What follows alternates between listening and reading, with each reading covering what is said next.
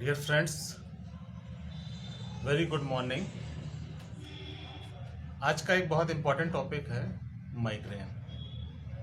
हम सब इसी से कहीं ना कहीं अटैच्ड हैं, हमारी फैमिली मेम्बर्स में, फ्रेंड सर्कल्स में, और हमारी डेली प्रैक्टिस में ये आपको बहुत कॉमनली दिखाई देगा।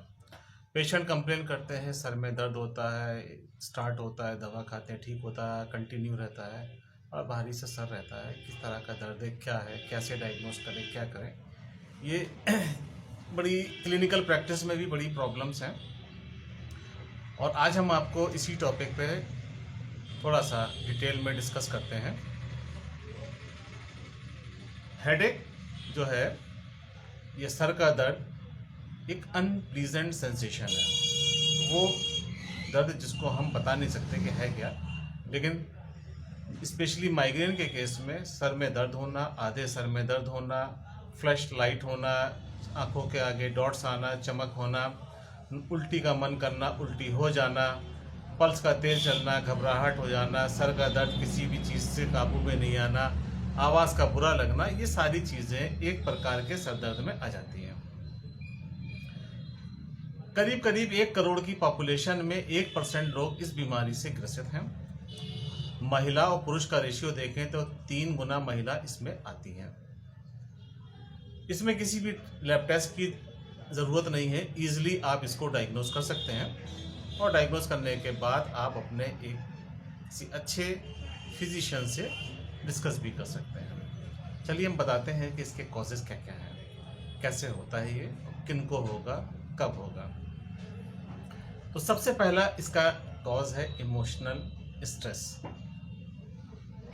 क्योंकि सबसे ज़्यादा महिलाओं में है, महिलाएं बड़ी इमोशनल्स होती हैं, और उनमें इसकी संभावना 3 गुना पुरुषों की अपेक्षा अधिक होती है।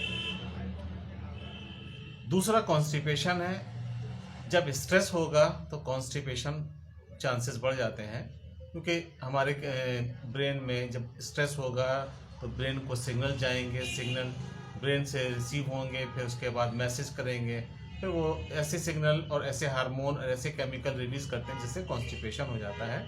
और हम ऐसे केसेस में कॉन्स्टिपेशन का भी इलाज कराते हैं, लेकिन हमारा ध्यान स्ट्रेस मैनेजमेंट पे नहीं जाता। इसके साथ साथ देखा गया है कि एक प्रकार की विशेष स्मेल है जो हर व्यक्ति में अलग अलग होती है। किसी किसी को बीड़ी की स्मेल, सिगरेट की स्मेल, पॉलीथीन बर्निंग की स्मेल, कुछ विशेष जंगली फूल हैं उनकी स्मेल, स्प्रे की स्मेल, डिओड्रेंट की स्मेल, ये सारी स्मेल्स ही ट्रिगर करती हैं जो एक कारण बनती हैं। अगर हम एक लॉन्ग टाइम तक पेन किलर का यूज करते हैं तो संभावना है कि आने वाले समय में हम माइग्रेन से ग्रसित अवश्य होंगे। इसके साथ साथ अब हम देखते हैं कि अगर किसी को माइग्रेन होता है तो वो किन किन अवस्थाओं से गुजरता है, यानी कि मेडिकल फील्ड में देखें सिम्टम्स क्या क्या हैं। तो इसके 4 सिम्टम हैं। पहला है प्रीड्रोम, यानी हेड एक की स्टार्टिंग फेज।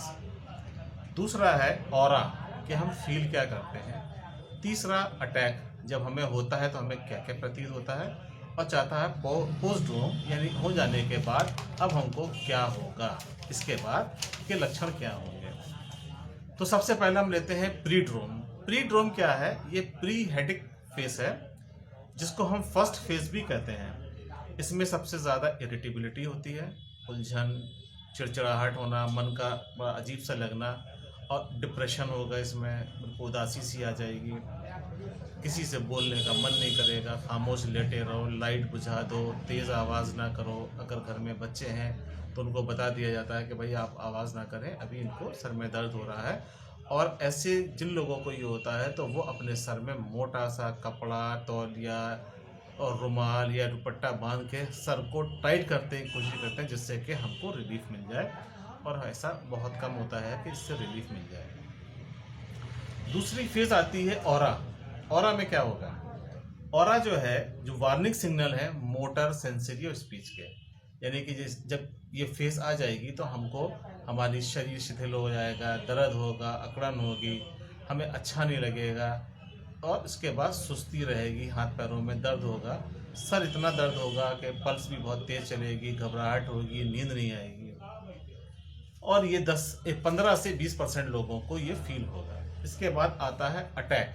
यानी कि अब वो अवस्था जब सर का दर्द अपना टॉप लेवल पे पहुंच चुका है, तो अब क्या होगा? अब ये होगा कि ये स्टार्ट होगा 4 घंटे से लेके 72 घंटे तक भी चल सकता है। उसके बाद जाके पोस्ट और अब फेज में आप आएंगे। दूसरा है, इसमें जो सबसे बड़ी विशेषता है, और इसका नाम जो माइग्रेन है, ये हाफ हेड में होगा, सर के आधे हिस्से पे होगा। लेफ्ट में हो सकता है, राइट में हो सकता है। थ्रॉबिंग पेन होगा। अच्छा, ये कभी कभी कुछ लोगों में दोनों साइड में भी होता है। इससे थ्रॉबिंग पेन का मतलब ये, जैसे कि हथौड़ा चल रहा है, भारीपन है सर में, कोई दबा दे तो बड़ा रिलीफ मिल जाए। नोजिया वोमिटिंग तो इसमें होगा ही। पोस्ट्रोम यानी जब ये पूरा ख़त्म हो जाएगा, उसके बाद क्या होगा कि आपको ऐसा लगेगा जैसे कि बड़े रिलैक्स से हो गए हैं और बड़ा निचुड़ापन आ गया, बिल्कुल शिथिल हो गया है शरीर। तो ये सारी चीज़ें आएंगी। कॉजेज़ हमने पहले बताए थे, जिसमें हमने बताया था कि फीमेल में सबसे ज़्यादा होता है। तो फीमेल में क्यों होता है?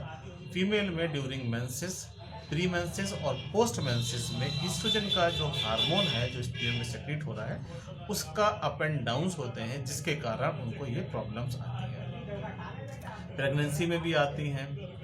प्रेगनेंसी में अगर है तो उसमें भी इस तरह की चीज़ें आ जाएंगी। बहुत सी महिलाएं जो OCP, ओरल कॉन्ट्रासेप्टिव पिल्स यानी गर्भ निरोधक गोलियां लेती हैं, तो उनके साइड इफेक्ट्स में भी ये चीज़ आती है।